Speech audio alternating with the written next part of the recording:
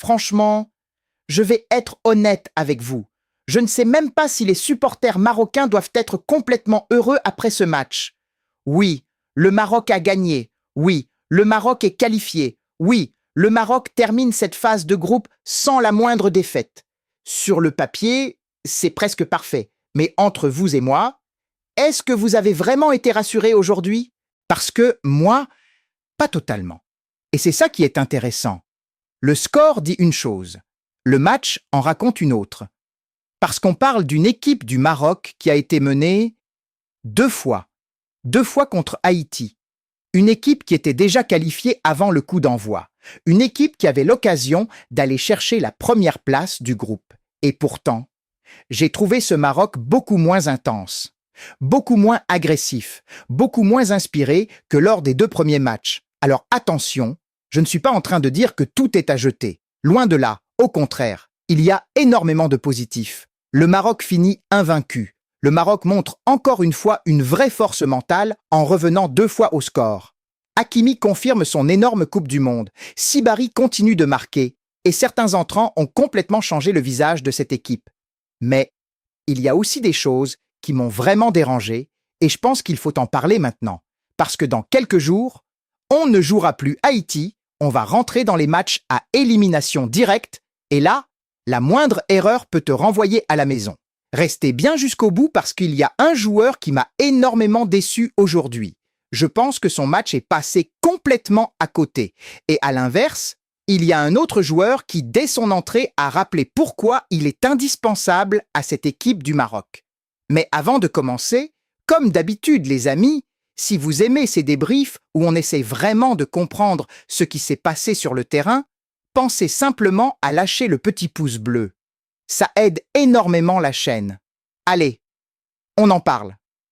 Bon, moi, il y a une chose qui m'a sauté aux yeux aujourd'hui. Et franchement, ça m'inquiète un peu. Pas même le fait d'avoir été mené deux fois, non. Ce qui m'inquiète, c'est le banc du Maroc. Parce que je vais être honnête avec vous. Avant même le coup d'envoi, quand j'ai vu la composition de Walid Regragui, je me suis dit, c'est logique. Tu es déjà qualifié. Tu sors d'un énorme match contre le Brésil. Tu vas forcément faire souffler certains joueurs. Jusque-là, rien à dire. Le problème, ce n'est pas les changements. Le problème, c'est ce qu'ils ont produit sur le terrain. Et là, franchement, il y a un vrai sujet. Parce qu'on ne parle pas de 8 ou 9 remplaçants. On parle de 4 changements. 4 seulement. Et malgré ça, j'ai eu l'impression de voir une équipe complètement différente. Vous voyez ce que je veux dire? Les automatismes avaient disparu. Le pressing n'était plus le même. Les sorties de balles étaient moins propres. Les combinaisons offensives étaient beaucoup moins fluides. Et surtout, l'intensité avait disparu. Complètement. Alors certains vont me dire, oui, mais le Maroc était déjà qualifié. Je suis d'accord, ça joue forcément dans la tête. Mais est-ce que ça explique tout? Moi, je ne pense pas.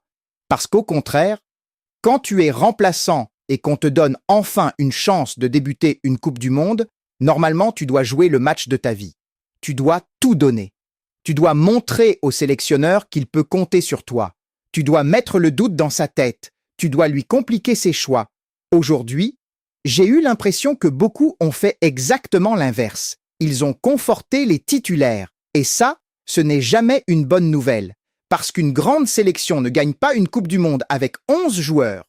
Elle la gagne avec 23, avec des remplaçants capables d'entrer sans que le niveau baisse. Or, aujourd'hui, soyons honnêtes, le niveau est tombé d'un cran.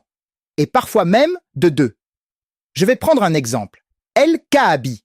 Franchement, je n'aime pas accabler un joueur après un seul match, mais aujourd'hui, ça n'a pas marché. Du tout. Toujours en retard, souvent hors jeu. Des contrôles compliqués, des passes qui n'arrivaient jamais au bon moment. Et surtout, une impression permanente qu'il n'était jamais sur la même longueur d'onde que ses partenaires. À plusieurs reprises, Sibari ou El Kanous cherchaient un appel. Lui décrochait. Ou alors c'était l'inverse. Il attaquait la profondeur alors que le ballon venait dans les pieds. Ce sont des petits détails. Mais au très haut niveau, ce sont justement ces détails qui cassent toutes les attaques. Et c'est là que je me suis rendu compte d'une chose.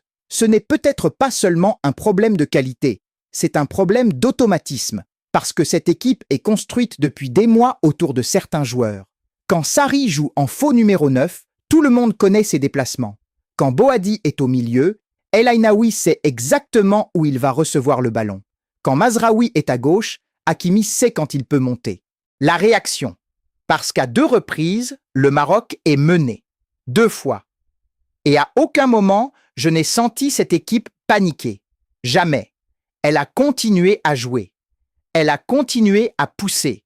Elle a continué à croire en ses qualités. Et ça, mentalement, c'est très fort. Parce que les matchs à élimination directe, ils ressemblent souvent à ça. Tu peux encaisser un but. Tu peux passer à côté pendant 20 minutes. Tu peux souffrir. La question, c'est comment tu réagis. Et aujourd'hui, le Maroc a montré qu'il savait répondre. Mais pour aller loin, il faudra régler le problème de l'efficacité. Parce que cette équipe se crée encore énormément d'occasions avant de tuer ses matchs. Au final, je retiens une chose de ce match. Le Maroc a gagné. Le Maroc est invaincu. Le Maroc est qualifié. Et ça, personne ne pourra lui enlever.